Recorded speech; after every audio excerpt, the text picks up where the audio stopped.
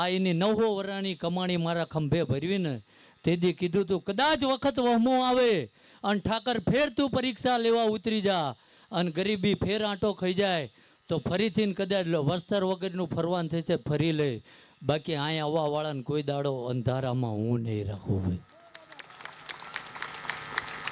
ઘણા આવીને મને એમ કહેતા અમે તો એટલા થાકી જાય છે ને હવે દવા પીવી, તો એ પૂછવા હાટું મને શું કામ આવ્યા ભાઈ? પીઠ લેવાય ઘરે.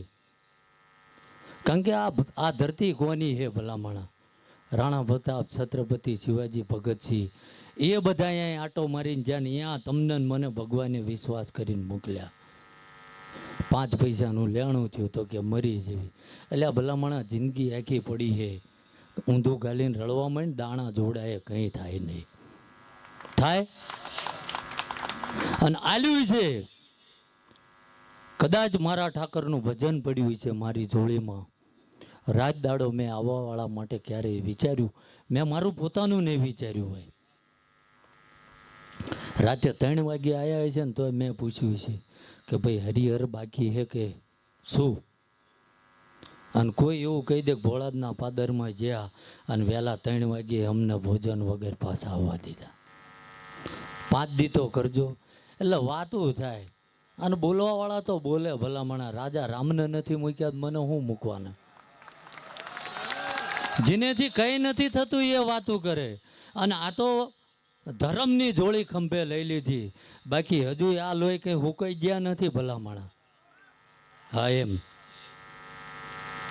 એ આ હજુ એ જ ગુણ છે આમાં. પણ ઠાકરની માળા ચાલી છે તો ફરીથી એ ના ચલાવતા હવે. સમજાય? બાકી ક્યાંય હું કઈશું લઈને ન ફરતો, તમતા રોડ ઉપર ફરવું મજા આવતી દે આવી જવાનું. ના એમ. કારણ કે અમારો બાપ નોખો હતો ભલામણ. સમજાય હે ને? અને હું તો તમને બધાને એવું કહું કે ક્યારે જ્ઞાતિવાદ ના કરતા. પહેલી મનુષ્ય જાતિ છે. અને જ્યારે વાત આવે ને ભારત દેશની, તેથી ઘરે હું કદાચ એક ટાઈમનું અનાજ પડ્યું હોય કે ના પડ્યું હોય, તેથી જો બાયું સડાઈને નીકળી જાય ને એને માણા કહેવાય ભલામણા. જ્યાં ત્યાં બખોરા પાડે એને નહીં. સમજાય? અને આજ સતત આ દાદાના પ્રતાપથી અને એના બાકી મારા પાસે કશું નથી ભાઈ. ઘણા આવીને કે બાપુ આને માથે હાથ મૂકી દો ને કેન્સર મટી જાય. હવે જો મારા માથે હાથ મૂકવાથી કેન્સર મટી જતું હોય તો આટલી બધી હોસ્પિટલો છે એના ઝાંપે જ ના બેહું, એમ્બ્યુલન્સમાં ઉતારો, માથે હાથ મૂકીને લઈ જાઓ. થતું હોય એ થાય ભાઈ. કારણ કે પરમાત્માએ તમને બનાવ્યા છે અને એ ભીતરથી ઓળખે છે. ભીતર ક્યાં ને કે તમે જે દી અહીંયા પગ મૂકો ને તે દિવસથી એને ખબર હોય કે તું જન્મથી લઈને આજ લગીને મોટો થયો તે કેટલાના ગાળિયા કર્યા, અહીં તારું કંઈ થાય નહીં. ઘણા આવીને મને કહે અમારા ગામના 5 આયા તેમાં એકના બેન નથી થયો. એમાં સમજી લેવાનું કે આ હતા. હાજીના બાપાએ કોકની જમીનો લખાઈ લીધી હોય એની પરજાન બંધ ના થાય ભાઈ. એ બધું પૂરું કરવા આવ્યા હોય.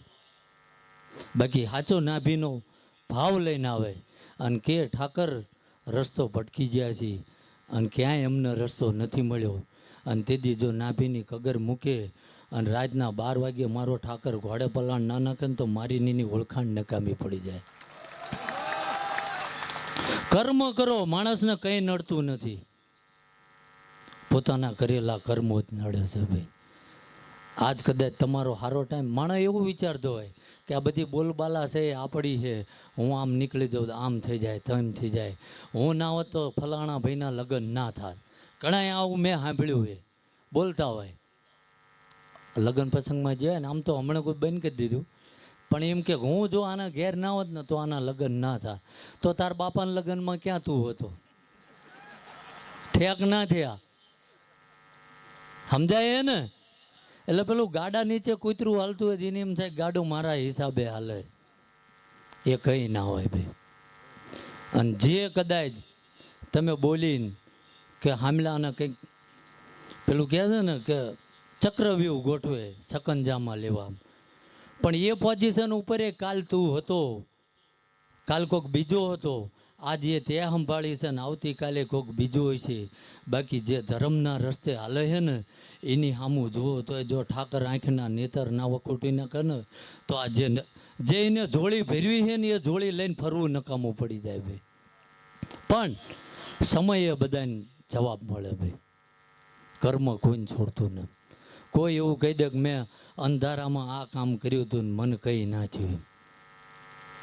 બતાવો એક દાખલો. એ પથારીમાં હૂતો હોય ને એના છોકરા ગળા દબાવે ભાઈ. જગત કહે છે, હું નથી કહેતો, કે જેને કોઈ ના પોકે ને એને પોતાનું પેટ પોકે ભાઈ. લખી રાખજો. એટલે જાજો સમય નથી અને મારા હારું જ્યાં જઉં ત્યાં હું વીટળાઈ જાઉં છું આમ તો. કારણ કે આ એક બે જણ પહેલાં ગયેલે ને બીજાનો વારો બાકી હોય એટલે મારે જ નોય હોય જાગવું જ પડે. પણ જે કંઈ બધા પોપટભાઈ માલધારી બેઠા, ગોવિંદભા ગઢવી છે, અપેક્ષાબેન પંડ્યા છે, જેને બધાને ભાવથી સાંભળવાના છે. બીજું પ્રમાણની તો કંઈ વાત કરતો નથી ભાઈ. પણ મારો ઠાકર એવું કહે છે કે જો કદાચ આંખો બંધ કરીને દોઢ આપી હોય ને અને ઘરે પગું ત્યાં લગીને એ ટાયરમાં હવાઈ ઓછી ના થાય ભાઈ. આ એમનામ 150 ગાડીઓ લઈને નથી જવાતું ભલામણા.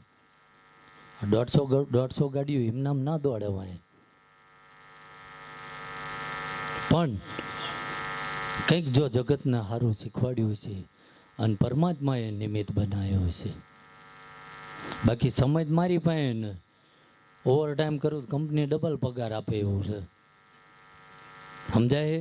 પણ બધાય જો પોતાના સ્વાર્થ માટે જીવતા હોય તો આ દેશ માટે, લોકોના હિત માટે કોણ જીવશે ભાઈ? અને હું તો જાહેરમાં બોલું છું કે કાલ મારી પ્રજાનું શું થશે ને એનો મને ક્ષણિકે ડર નથી. ચમ કે જે માણસ 100 વર્ષ જીવીને ના કરીએ કે એ મારા ઠાકરે મારી પાસે 40 વર્ષમાં પૂરું કરાવી દીધું ભાઈ. કદાચ આથી જውን હવાર પરોડિયું ના ઉગે ને તોય કોઈ અફસોસ નથી ભાઈ. ચમ કે જે કંઈ મારો પરિવાર છે ને એ એટલું તો કહે છે કે મારા મા બાપે એટલું કહે છે. કદાચ આજ રામના ઘરે છે ને તોય એ એવું કહે છે કે કંઈ ના કર્યું તો કંઈ નહીં, પણ તું 1.25 લાખ પરિવારની દુઆ લઈને તો આવ્યો ને ભાઈ.